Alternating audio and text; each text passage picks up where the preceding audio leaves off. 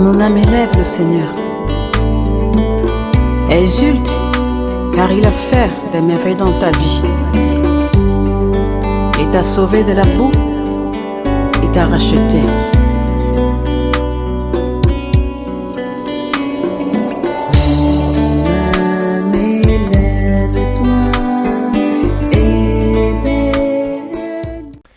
Chers amis, bonjour, joie nouvelle de se retrouver sur le zone de la 100.3, il est 8h00 dans le studio de Christ Radio en ce 6-10-2020, donc 6 octobre, et nous continuons donc notre réflexion. Alors je vous rappelle, la réflexion de fond, depuis déjà un certain temps, c'est distinction Bible, parole de Dieu.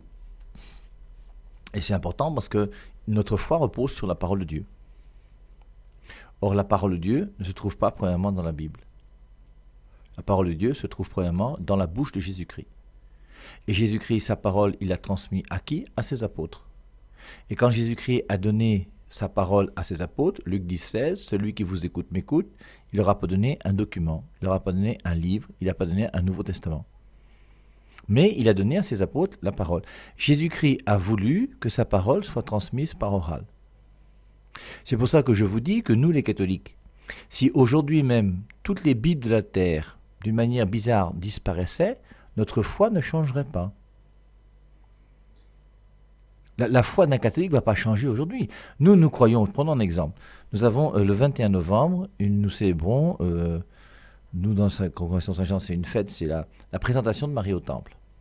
La présentation de Marie au Temple n'est pas dans les Écritures, mais existe depuis 2000 ans. Depuis que Marie elle-même s'est présentée au temple, lorsqu'elle était jeune et qu'elle est partie. Et voilà. Et cette présentation au temple continue et dure encore dans l'Église catholique jusqu'à aujourd'hui. C'est pas biblique, mais ça fait partie de la révélation pour nous. Et la raison, c'est laquelle? C'est que, justement, nous avons donc la présentation de Marie au temple, qui est crue dans l'Église depuis toujours et qui a été transmise par oral jusqu'à aujourd'hui. Malheureusement, Saint Jean n'en a pas parlé, Luc n'en a pas parlé, Matthieu non plus, ni Marc non plus. Mais ils auraient pu en parler si ça leur avait piqué. Luc aurait pu, en faisant sa recherche auprès de Marie, parler un jour de la présentation. Pourquoi il ne l'a pas fait, je n'en sais rien. Mais ça fait partie de ce qu'est la réalité. Et réellement, donc, nous avons cette présentation de Marie au temple à laquelle nous croyons depuis toujours. Et ça a été transmis depuis 2000 ans. La transmission de la parole de Dieu se fait premièrement par oral. Je crois que c'est important qu'on puisse le comprendre, non? Et c'est pour ça que l'Église nous dit que la tradition orale, alors ce qu'on appelle la tradition orale, je vous rappelle, pour nous dans l'Église catholique, c'est la tradition avec un grand T. Cette tradition avec un grand T est une tradition qui transmet intégralement la parole de Dieu. Les textes du catéchisme de l'Église catholique sont clairs. Et nous dit que la tradition orale transmet intégralement la parole de Dieu.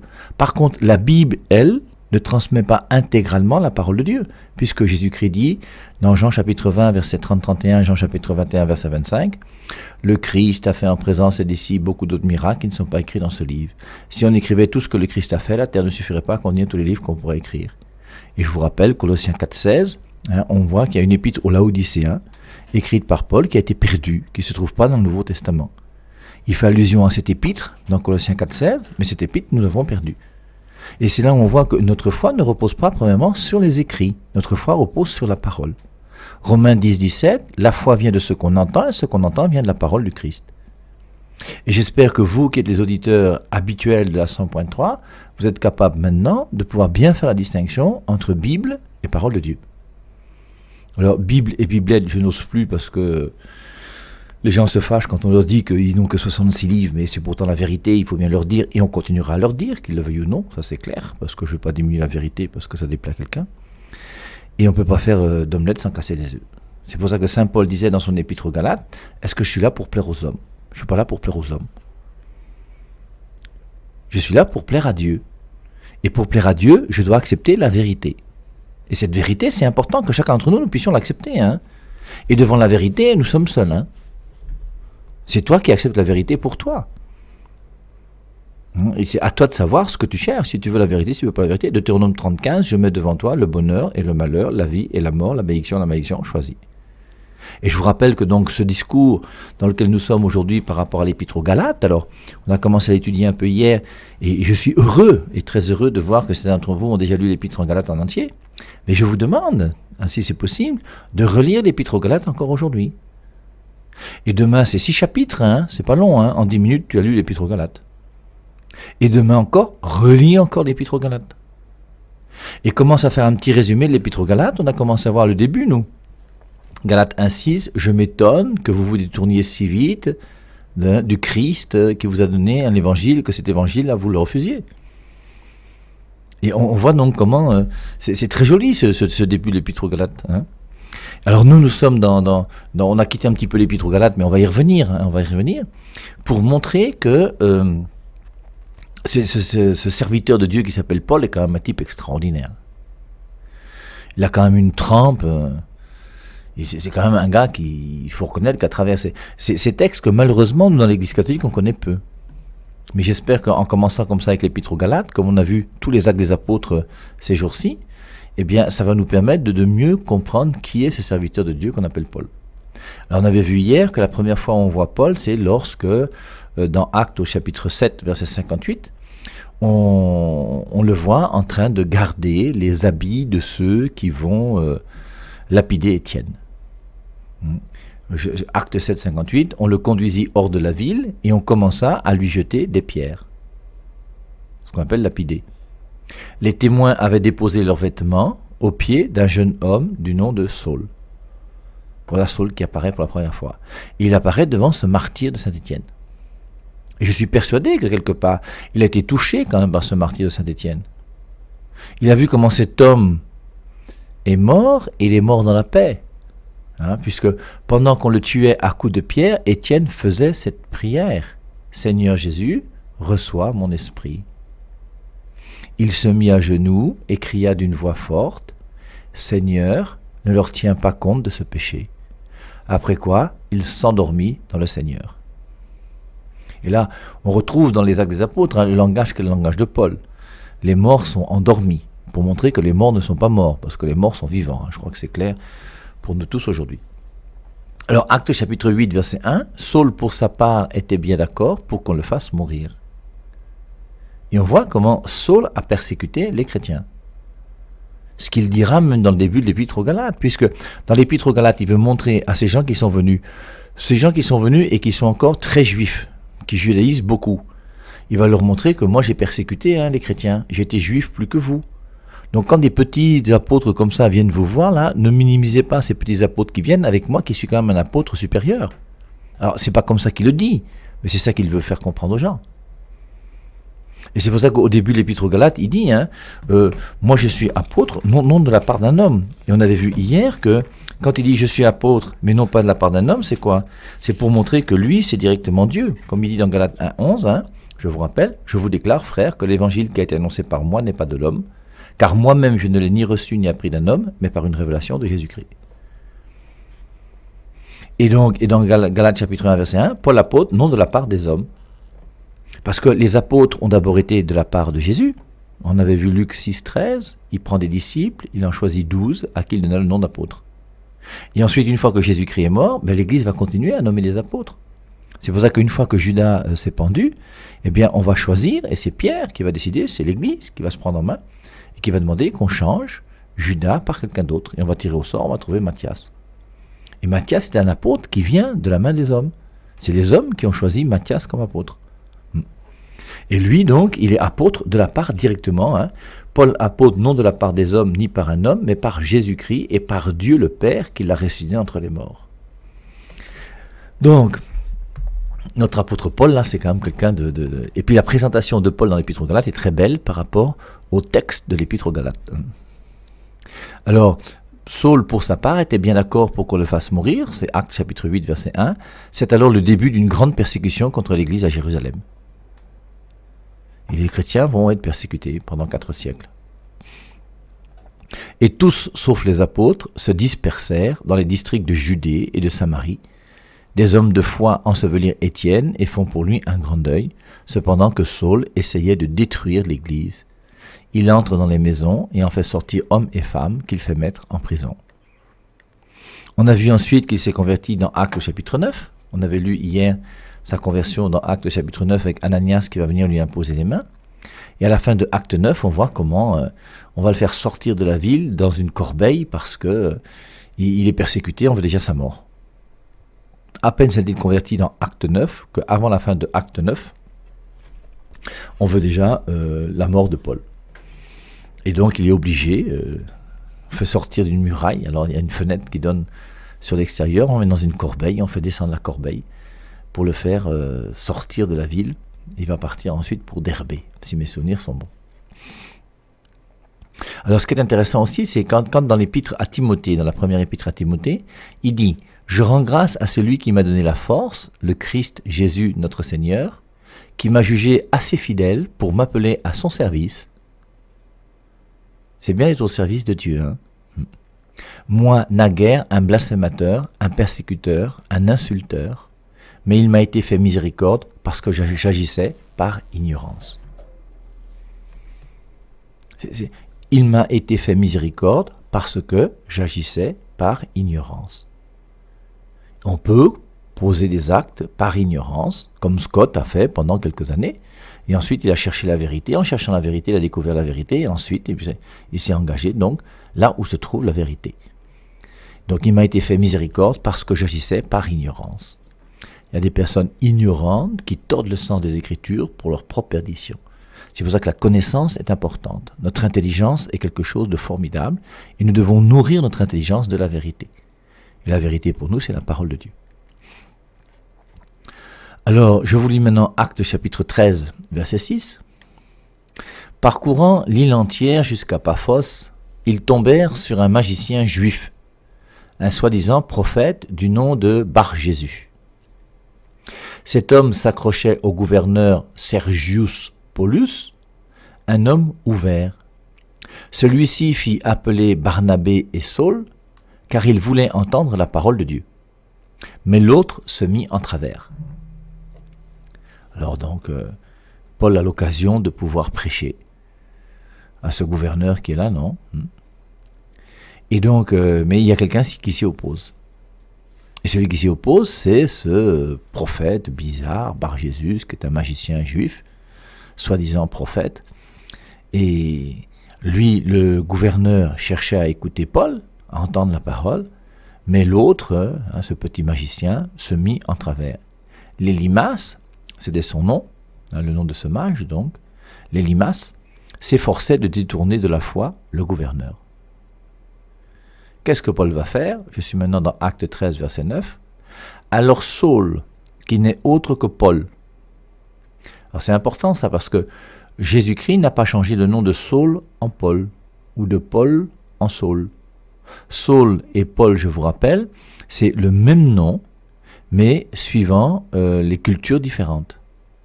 C'est comme si, je vous dis, moi ici en pays francophone, on m'appelle Jean, et en pays anglophone, on m'appelle John. Donc c'est une question de culture. Le seul nom que Jésus-Christ a changé, c'est le nom de Simon en Pierre.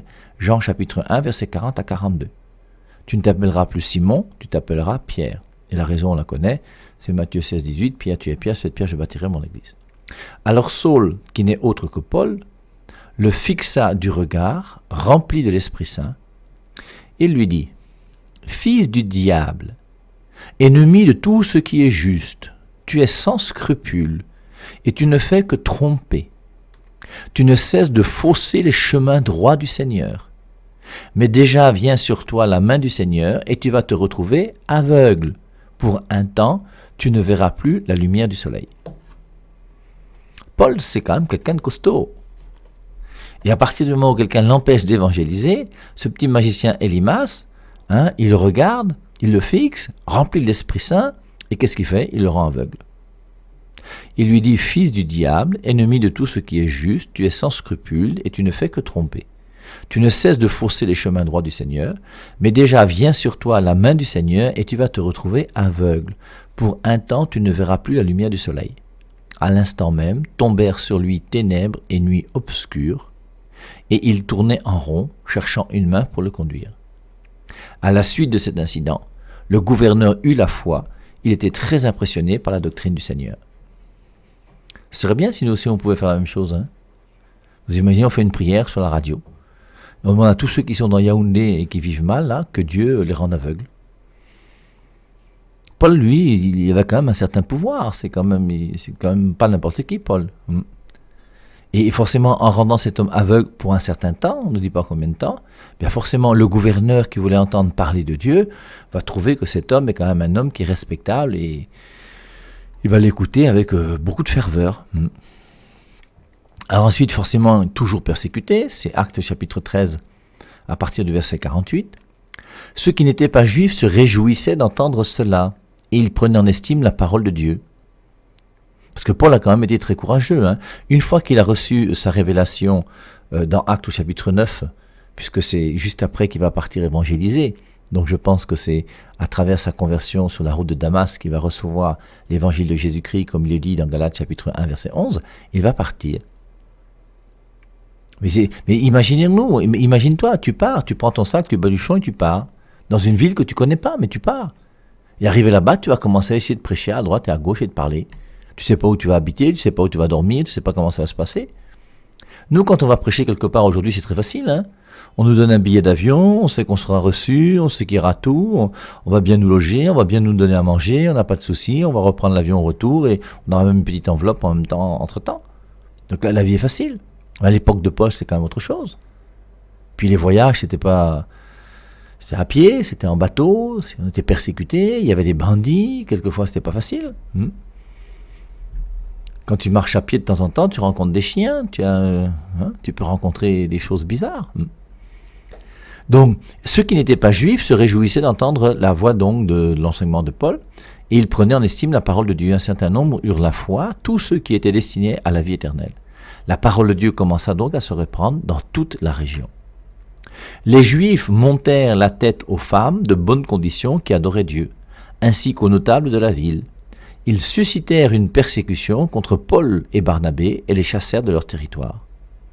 Ceux-ci secouèrent dans leur direction la poussière de leurs pieds et partirent vers Iconium. Ils laissaient les disciples remplis de joie et de l'Esprit Saint.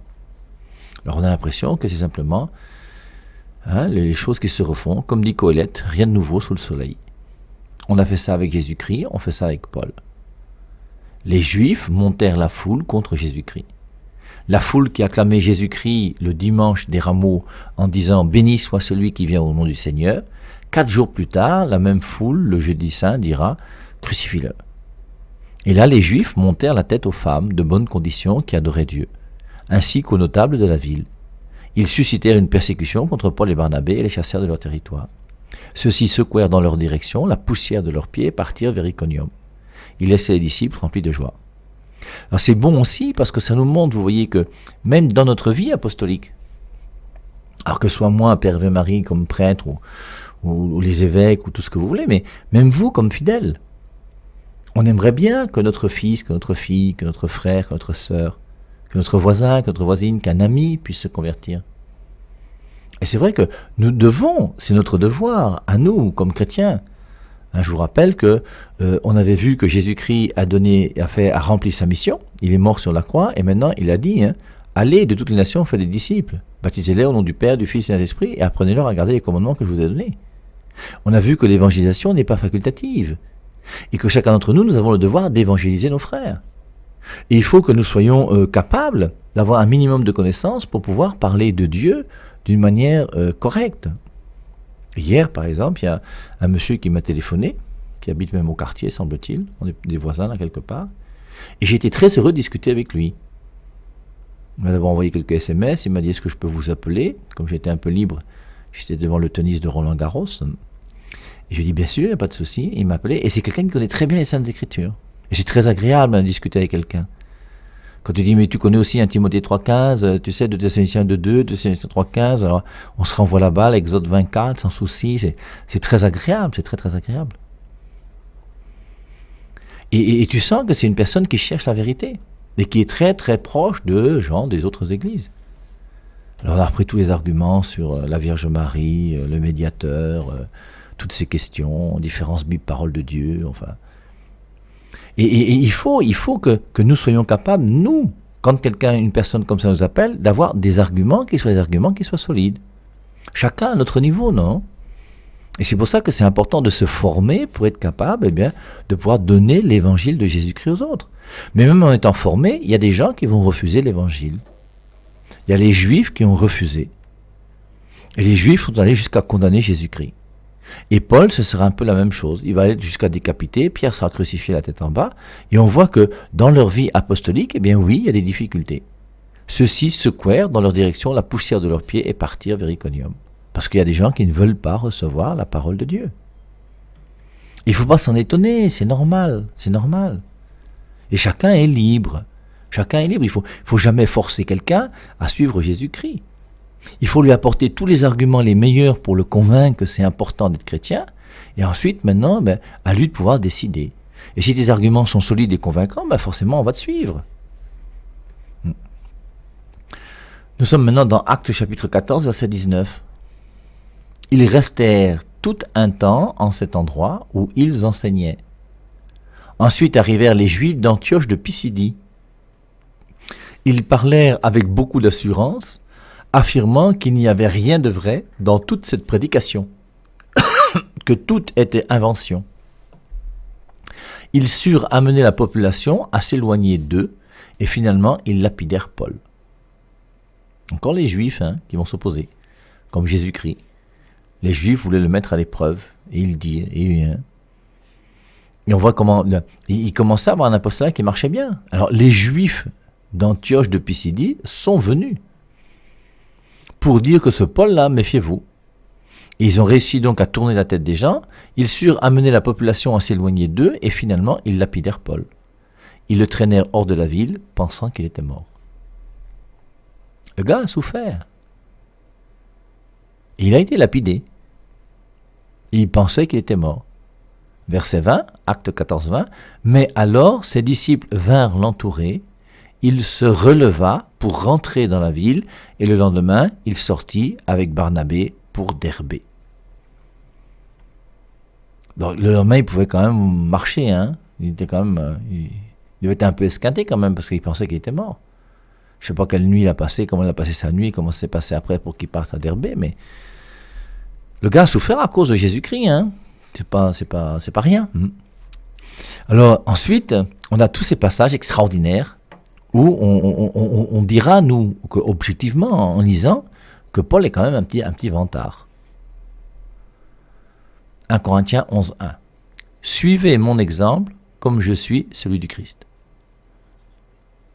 On dira quel orgueil. Quel prédicateur. Vous avez entendu un évêque dire suivez mon exemple? Vous avez entendu un prêtre dire suivez mon exemple? Même les boutoukou là, ils vous ont dit un jour suivez mon exemple? Mais même Saint François d'Assise, même Padre Pio, même Jean-Paul II n'ont jamais dit suivez mon exemple. Paul, c'est quand même quelqu'un d'extraordinaire, il a quand même une audace. Alors, on est à la limite là, entre l'orgueil et l'humilité, on ne sait plus où on est. Est-ce que c'est de l'orgueil? Suivez mon exemple. Vous voyez, moi, c'est une chose qui me gêne un petit peu à Mezzogourgi, c'est quand on veut suivre les messages de Marie. Les messages de Marie ne m'intéressent pas, moi. Ce qui m'intéresse, c'est le message de Jésus-Christ. Mais en même temps, à travers ces messages, elle ne dit que ce qui est bon pour suivre Jésus-Christ. C'est pour ça que saint Paul peut dire, suivez mon exemple. Comme je suis celui du Christ. Et c'est beau aussi, et c'est ça qui fait comprendre pourquoi nous avons les saints du ciel. Pourquoi nous avons des saints sur la terre. Pourquoi ces saints sont canonisés. Parce qu'il faut qu'on suive leur exemple. Et suivre un saint, c'est une bonne chose.